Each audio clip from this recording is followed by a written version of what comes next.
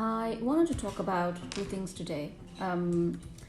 First, I want to start with the new Human Rights Watch report on India that's come out. It's about the protests and attacks that have happened against the Muslim communities since the new citizenship law has come out. And I think it's a great report, and I really urge all of you to read it. But also, if you're a journalist in India, please do look at the report and also report on this report. I think it's absolutely important. The second thing I really wanted to talk about was I saw Rahul Kanwal's reporting today that targeted again went after the Muslim community. And again, he's not the only one doing it.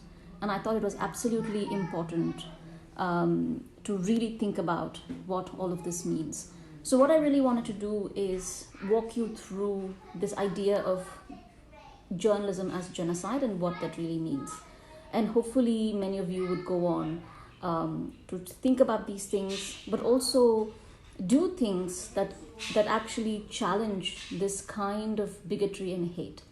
So I'm going to start with talking about what journalism as genocide means.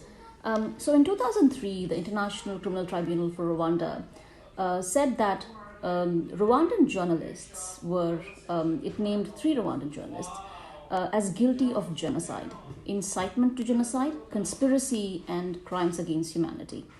And the case raised some very, very important questions regarding the role of media and, more crucially, the idea of accountability.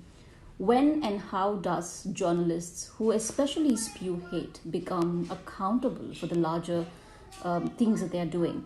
And since the Nuremberg trials, for the very first time, hate speech was prosecuted as a war crime. And the judgment declared that the way the journalists in Rwanda had acted actually constituted to this idea called journalism as genocide. So what we're really going to think about today is looking at existing material and much that has been written about Rwanda and the Nuremberg trials and former Yugoslavia. For me, what became really interesting, as a young lawyer, I worked for the War Crimes Tribunal for Yugoslavia and Rwanda. And as I was going through so much of the material that was there, I came across the Rwandan cultural anthropologist Charles Mironko's work. What Charles Mironko does is he analyzed hundreds and hundreds of confessions of genocide perpetrators. And what his work really confirms, and again, taking from his work, I went and then again looked at the transcripts in the trials of Nuremberg and the trials from Yugoslavia. And what his work confirms is this idea that hate messages in the media has very direct effect on the dehumanization of a population that is subject to consistent slander. And several months of this behavior in the absence of credible reporting and actually conditions the population for hate and, more importantly, to kill. Similarly, the tribunal held that the media, both the case of newspapers and radio in Rwanda, relentlessly targeted the Tutsi population for destruction and portrayed them as a political threat. Not very different from what's happening in India right now. And the hate media essentially became a background score to the state's dispensation of arbitrary authority. And the journalists became both the petty sovereign of the state and useful idiots. You're absolutely right. I am calling Rahul Kanwal a useful idiot. But also don't forget that bigotry is big business.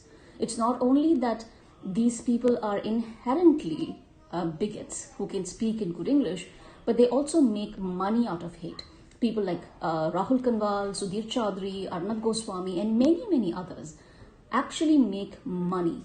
Bigotry is big business, so do not forget that. And this is no different. Again, when the Rwandan tribunal was deciding this case, they went back to Nuremberg trial and the Nuremberg tribunal judgments to kind of make this and equate and understand how what happened in Nazi Germany affected, or how we can take instances of what happened from Nazi Germany and kind of apply those things to Rwanda. And what they really found was that their Stroma, another magazine that was very similar to Kangura in Rwanda, did exact same thing. The Nuremberg Tribunal held that The Nazi newspaper injected into the minds of thousands of Germans poison that caused them to support the National Socialist policy of Jewish persecution and extermination.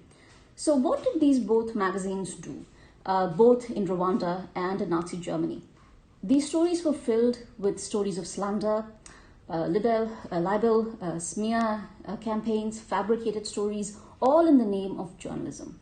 Journalistic standards, by any journalistic standards, these magazines were absolute trash. But they enjoyed enormous influence and support from leading public figures in various fields.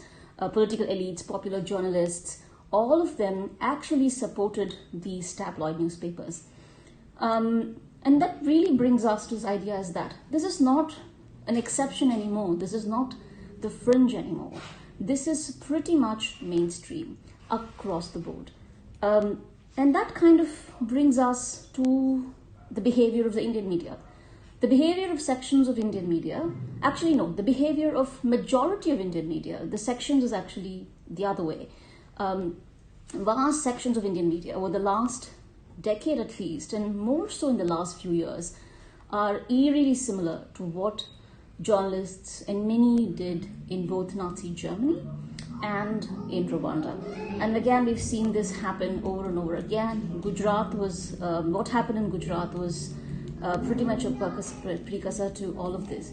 But in Gujarat, you saw a lot of the regional newspapers doing this. But what we really saw in the last 5 or 6 years is that the national mainstream English media newspaper, which has been dabbling with all of this, is now pretty much front and center. So how does all of this come about? And today I'm just going to do something very quick and talk to you about this idea called democratic alibi. And democratic alibi as a concept can actually help us understand how all of this happened. Again, democratic alibi is this concept that was framed by the French historian Jean-Pierre Chrétien. And how he describes it is this. He uses the word democratic alibi to mean the use of democratic knowledge and language, but that language is designed for totalitarian mobilization and under the guise of freedom of speech. So what does it really mean?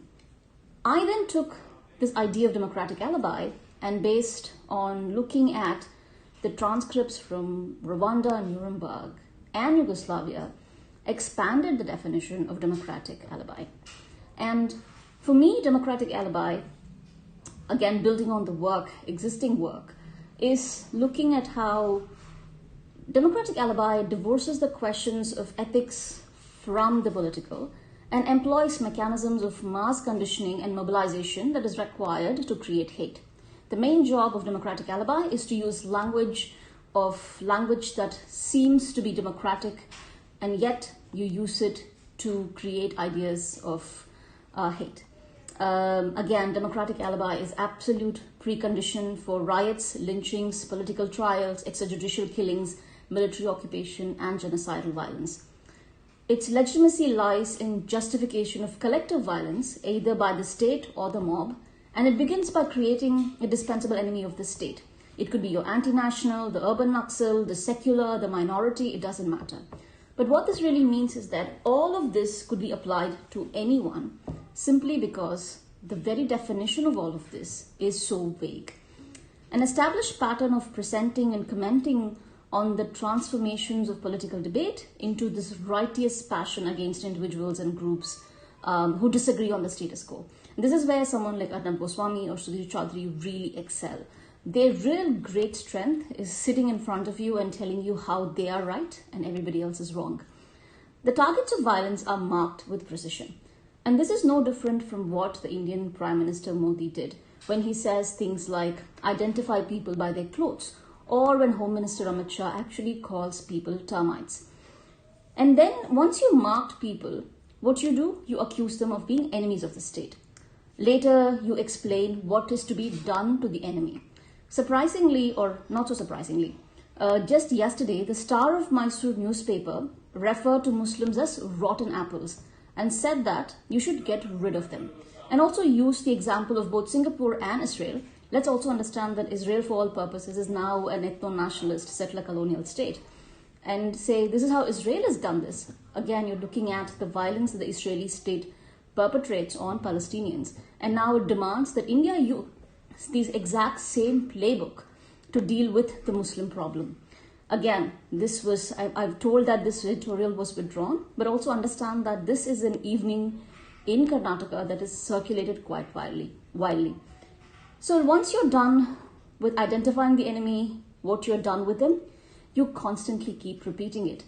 Through constant repetition, you construct a political, moral, and historical alibi that eventually becomes accepted truth. In this steady journey into this abyss of intolerance, journalists and news anchors become agents of the state and in some ways annihilators of the society. All the ingredients for conditioning of democratic alibi that existed in Nazi Germany and Rwanda exists in India today. Now, what happens with all of this? I think at this point in time, we have to understand and accept that the Hindu Rashtra is already here. You keep hearing that we are still having this battle for India's secular democratic soul, but actually in reality, that battle might as well have been lost. Increasingly, what we need to do as citizens is to keep questioning people like Rahul Kanwal. Not only journalists, but our lawyers, our judges, our administrators, our politicians.